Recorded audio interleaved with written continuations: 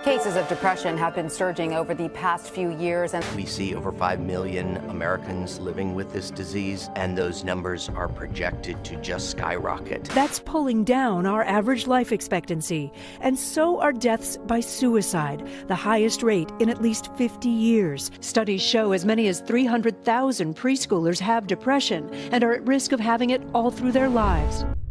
Something is very, very wrong here. How is it that over 26% of adults in America are suffering from a diagnosable mental disorder? Or that over the last decade, depression rates rose 18%, and now it's estimated that 322 million people around the world suffer from depressive disorders. How did we get to a point where the total deaths from Alzheimer's have increased by 123% between the year 2000 and 2005, and that the Alzheimer's Association estimates that nearly 14 million Americans will have the disease by 2050? And don't forget about anxiety.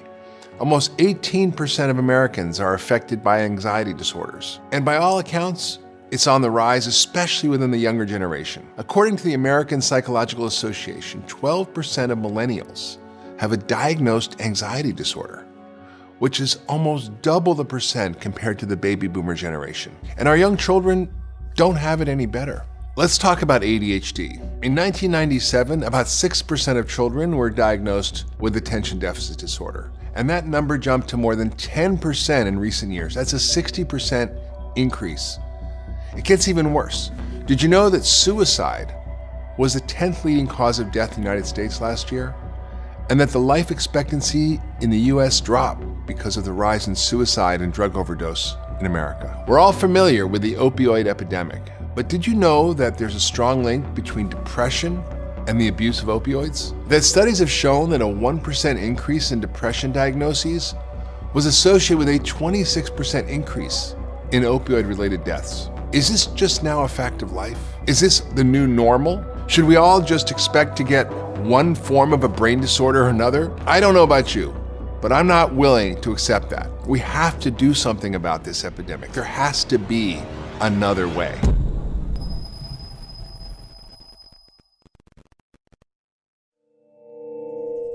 Hi, I'm Dr. Mark Hyman, and I'm the director of the Cleveland Clinic Center for Functional Medicine. I'm an 11 times New York Times bestselling author and a practicing family physician. I know what it's like to suffer from a broken brain. As a young physician, a cascade of events left me with a host of devastating brain disorders, including ADHD, depression, anxiety, and memory loss. I went from a happy, energetic, focused physician to someone who couldn't even remember the name of my patients. My story of recovery from these brain disorders was the foundation of my first docuseries, Broken Brain, which I previously launched. Over 1 million people watched this docuseries and told me that it fundamentally changed their understanding of brain health. But what many people didn't know at the time was that I was silently suffering from my second big health crisis. I never thought it would happen to me again, but it did.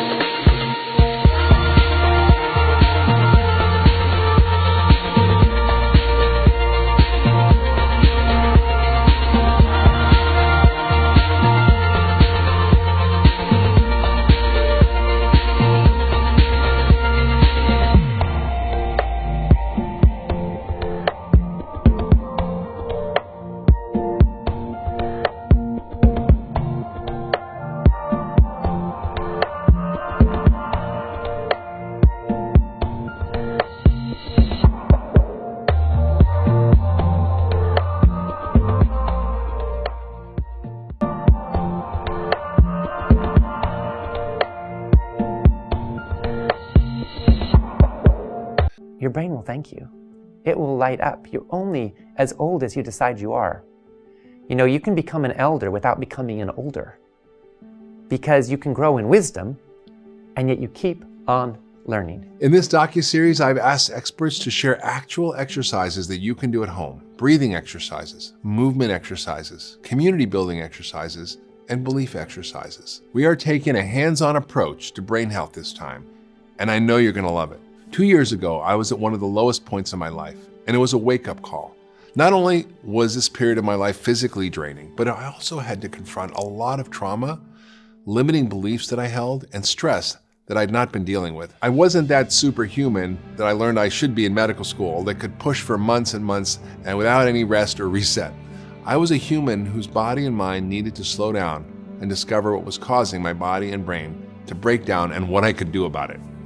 I went on a healing journey to pull myself out of this mess the same way I did over 20 years ago. I incorporated the core principles of functional medicine, and I learned much, much more. And now I'm presenting all this information to you.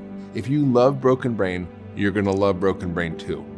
We're going to go even deeper so we can achieve our best brain health together. Thank you for watching Broken Brain 2.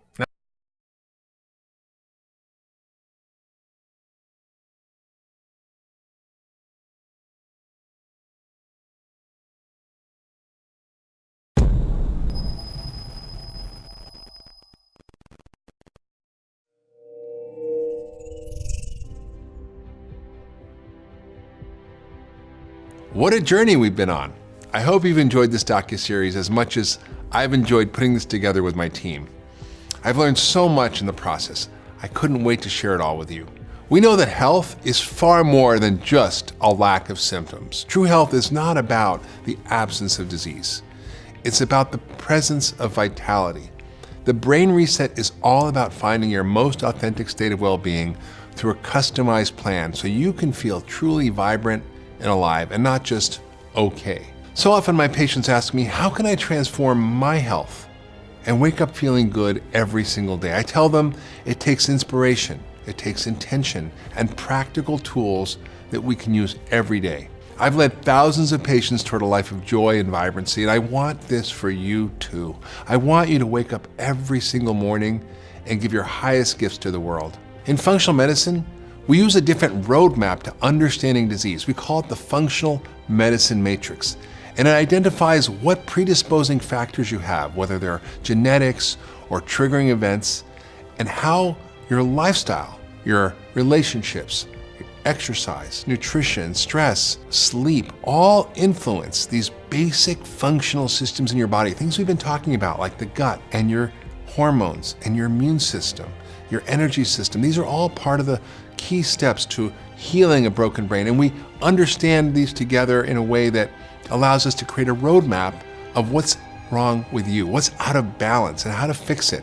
So the matrix is identifying what's out of balance and how to create balance. In functional medicine, we believe we have to look at this whole picture together. For example, you can't exercise your way out of a bad diet. You also can't eat a perfect diet and live a sedentary lifestyle and do nothing to address unmanaged stress. Your health is all connected and all encompassing. So in this episode, The Brain Reset, we're gonna walk through a plan that addresses some of the most important aspects of your health and the information provided by our experts.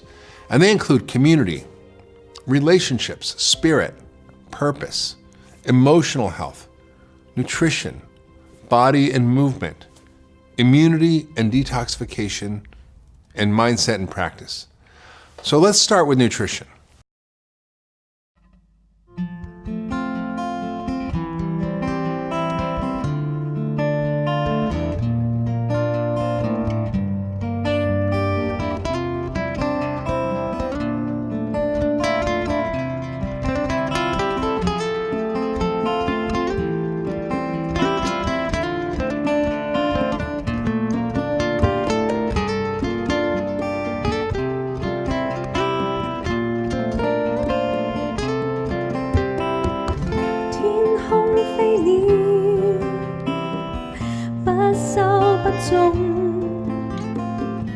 你天賦上這樣活他，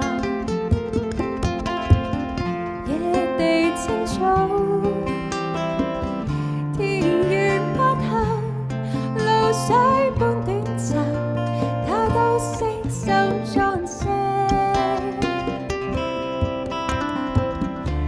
道你不比了而珍貴？受累那可使你的歲月變多？難道你一生就是這樣憂慮？吃什麼，喝什麼，穿什麼？你們要先祈求他的國與他的義，你所需的都已加給你。明日自有明日的憂慮風雨，一天的難處，一天當可救了。你們要先祈求他的國與他的義，你所需的都要加給你。明日是有明日的憂慮風雨，一天的難處，一天當就夠了。